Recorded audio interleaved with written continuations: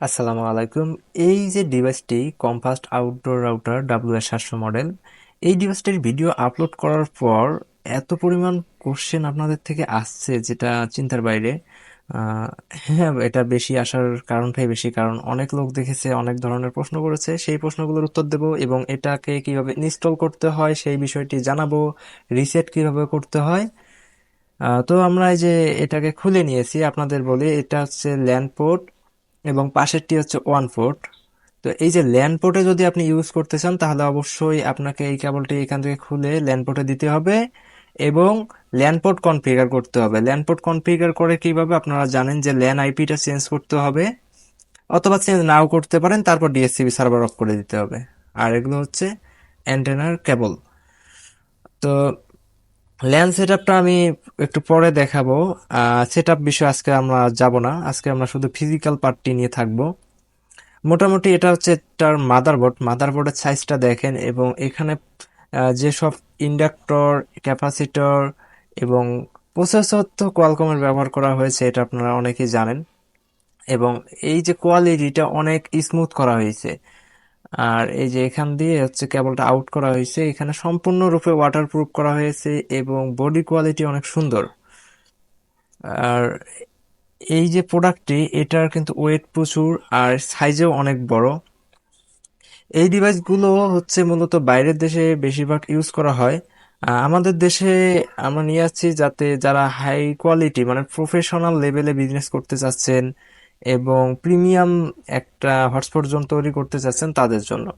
তো অনেকে প্রশ্ন করেন যে এই ডিভাইসটি কি ইন্টারনেট সংযোগ ছাড়া চলবে কিনা, মানে অনেকে ভাবে যে এটা মনে হয় লাগাই দিলে নেট চলবে। না, এমনটা না, এটা হচ্ছে নর্মাল একটা রাউটারের মতো, এর সঙ্গে অবশ্যই ইন্টারনেট সংযোগ লাগবে। আর এটাকে যদি রিসেট করতে চান, এখানে বাটনটি পাবেন, অবশ্যই কেসিংটি খুলে নেওয়ার পর এই বাটনটি প্রেস করে ধরে থাকবেন 8 থেকে 10 সেকেন্ডের মতো, তাহলে রিসেট হয়ে যাবে। এবং রিসেট হওয়ার পর আপনারা এটাকে আবার সম্পূর্ণরূপে ওয়াটারপ্রুফ করার জন্য স্ক্রুগুলো লাগাই দিবেন, তাহলে এটা ওয়াটারপ্রুফ হয়ে যাবে। তো একটা কোশ্চেনের উত্তর মোটামুটি হয়ে গেছে, এর মাঝে আমরা এটা ইনস্টল করে নেই। এবং আরেকটা বিষয়, আপনারা অনেকে বলেন যে আহ, এটা কি রেঞ্জ কেমন দেবে, ঘরের ভিতর দেবে কিনা। তো ভাইয়া আমি একটা কথা বলি, বাংলাদেশে এমন কোনো ডিভাইস নাই যে আপনার 300 মিটার দূরে গিয়ে ঘরের ভিতর দেবে। হয়তো বা 150 মিটার বা 200 মিটারের আশেপাশে ঘরগুলোতে হয়তো সিগন্যাল যাইতে পারে, 200 মিটারও রিস্ক হয়ে যায়। তবে ওপেন স্পেসে এগুলো অনেক ভালো কাজ করে, 500 মিটার 1 কিলো কোনো বিষয় না। এটা যদি একদিকে 1/2 কিলোও যায়, মানে 500 মিটারও যায়, তবে 360 ডিগ্রি অ্যাঙ্গেল আপনি হিসাব করে দেখেন যে এই ডিভাইসটি মোটামুটি আপনার অনেক দূর যাবে। কত দূর যাইতে পারে তাহলে, পূর্ব দিকে যদি 500 যায়, পশ্চিমে 500, উত্তরে 500, দক্ষিণে 500, তাহলে সব দিকে যাচ্ছে। যারা একটা ডিভাইসের চতুর্দিকে কাভার করতে যাচ্ছেন তাদের জন্য এই ডিভাইসগুলো। তাহলে রেঞ্জ নিয়ে আশা করা যায় আর প্রবলেম থাকবে না, কারণ রেঞ্জ যদি আপনার একটা ডিভাইসেই 500 মিটার 1 কিলো ফুল কাভার করতে পারে, তাহলে সিম কোম্পানির যে টাওয়ার গুলোতে বড় বড় হেভি ডিভাইস তারা ইউজ করে, তাহলে তো ওনারা সেগুলো ইউজ না করে এইরকম 18-20 হাজার টাকার রাউটার ব্যবহার করেই কাভার করতে পারতো।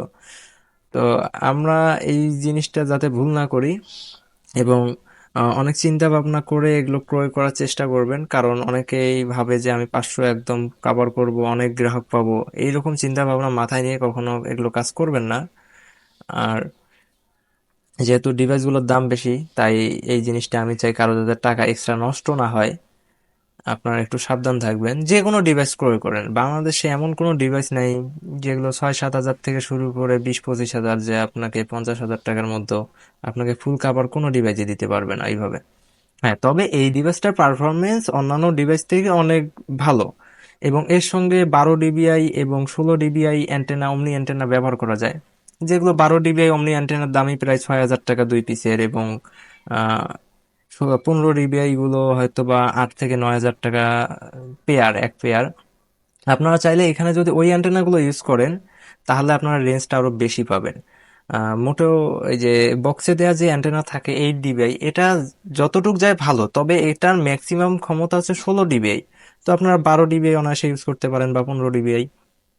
আর ক্লামগুলো আপনারা এইভাবে লাগাই নিতে পারবেন আশা করা যায়, আমি দেখাই দিচ্ছি, আপনারা একটু ভালো করে দেখে নিন যারা ক্রয় করছেন, যেহেতু সবাই এটা কিনছেন না তাই আমি অতটা নিখুঁতভাবে বলতেছি না, কারণ প্রত্যেকেরই সময়ের গুরুত্ব আছে। এর মাঝে বলে রাখি যে আপনারা যারা আমাদের চ্যানেলটি সাবস্ক্রাইব করেছেন তাদেরকে অসংখ্য ধন্যবাদ। আর যারা এখনো সাবস্ক্রাইব করেননি, আমাদের পরিবারের সঙ্গে যুক্ত হননি, অবশ্যই এই নেটওয়ার্কিং একটা পরিবার, এটার সঙ্গে যুক্ত হয়ে থাকবেন। ইনশাল্লাহ বেটার কিছু দেওয়ার আশা করি, আর আপনাদের থেকে অনেক কিছু শেখার আশা করি, এটাই। তো যারা এইসব বিষয়ে ভালোভাবে জানতে চান অবশ্যই আমাদের পাশে থাকবেন। আর ভিডিওটি ভালো লাগলে অবশ্যই লাইক করতে ভুলবেন না। আর আপনি যদি কোনো বিষয়ে জানতে চান কমেন্ট বক্সে কমেন্ট করতে পারেন, আমরা যথার্থ চেষ্টা করি আপনাদের কমেন্টগুলোর উত্তর দেওয়ার। তো এখানে আমাদের ক্লামটা ফিটিং হয়ে গেলে আমরা এটাকে তখন আউটডোরে ব্যবহার করতে পারবো। এইভাবে আপনারা সেট করতে পারবেন। আশা করা যায় সেট আপ করতে আপনাদের আর প্রবলেম হওয়ার কথা না। এটা হলো 2.4 GHz এবং 300 Mbps এর একটি রাউটার। তবে সেট আপ করতে গেলে আপনাদের অবশ্যই এর বক্সে কোনো প্রকার স্ক্রুড্রাইভার, এলগি প্লাস এগুলো কিছুই দেয়া থাকে না। অবশ্যই এগুলোকে আপনাদের ম্যানেজ করে নিতে হবে, তাহলে আপনারা সেট আপগুলো ইজিলি করতে পারবেন। তবে বক্সে যা কিছু প্রোভাইড করার দরকার পর্যাপ্ত প্রোভাইড করে। আপনারা হয়তো বা আনবক্সিং ভিডিওতে দেখছেন কি কি থাকে এই বক্সে। তো মোটামুটি আমাদের এটা সেট আপ কমপ্লিট অনেকটা। আর যারা কনফিগার দেখতে চান, আচ্ছা এই প্রোডাক্টটার কনফিগার ভিডিও আমি নিয়ে আসার চেষ্টা করব, নিয়ে এসে দেখাবো কিভাবে কনফিগার করতে হয়, ল্যান পোর্টে কিভাবে কনফিগার করতে হয়, আর ওয়ান পোর্টে কিভাবে। তাহলে হয়তো বা এই শুধু এটা আপনার উপকারে না, আপনাদের উপকারে আরো একটা বিষয় আসতে পারে তখন, যে অন্যান্য যে রাউটারগুলো কনফিগার করবেন সেটাও আপনি ওই একই সিস্টেমে কনফিগার করতে পারবেন। তো আমি চেষ্টা করবো আপনাদের জন্য এরকম ভিডিও নিয়ে আসার জন্য। আর আমরা আপনাদের জন্য দীর্ঘদিন যাবৎ আইএসপি ক্লাসটি দিতে পারতেছি না, এজন্য আন্তরিকভাবে দুঃখিত, হয়তোবা সময়ের সমস্যার কারণে। তো আমি খুব চেষ্টা করব, অনেকেই কমেন্ট করছেন যে আইএসপি ক্লাস নিয়ে আসেন, তো অবশ্যই আপনাদের কথা রাখার চেষ্টা করব। তো এইভাবে আপনারা সেট আপ করে নেবেন। দেখেন আমার একটি ক্লাম লাগানো হয়ে গেছে, মানে ক্লামের মাঝ দিয়ে একটা পাইপ বা স্টেনলেস স্টিলের যে পোলগুলো থাকে সেগুলোতে যদি লাগাই দিতে পারেন তাহলে ওনার সেটা ফিটিং হয়ে যাবে। অবশ্যই যেখানে আপনি এটা ব্যবহার করবেন অবশ্যই হেভি কোনো ক্লাম্পের সঙ্গে ইউজ করবেন, সরি পাইপ বা পোলের সঙ্গে, না হলে এটা পড়ে যাওয়ার সম্ভাবনা আছে। আর এই যে আউটডোর রাউটারটার কম্পোনেন্টগুলো আমি আবারও দেখাই দিচ্ছি। এখানে অ্যান্টেনা রয়েছে দুইটি 8 dBi অমনি ডিরেকশনাল অ্যান্টেনা।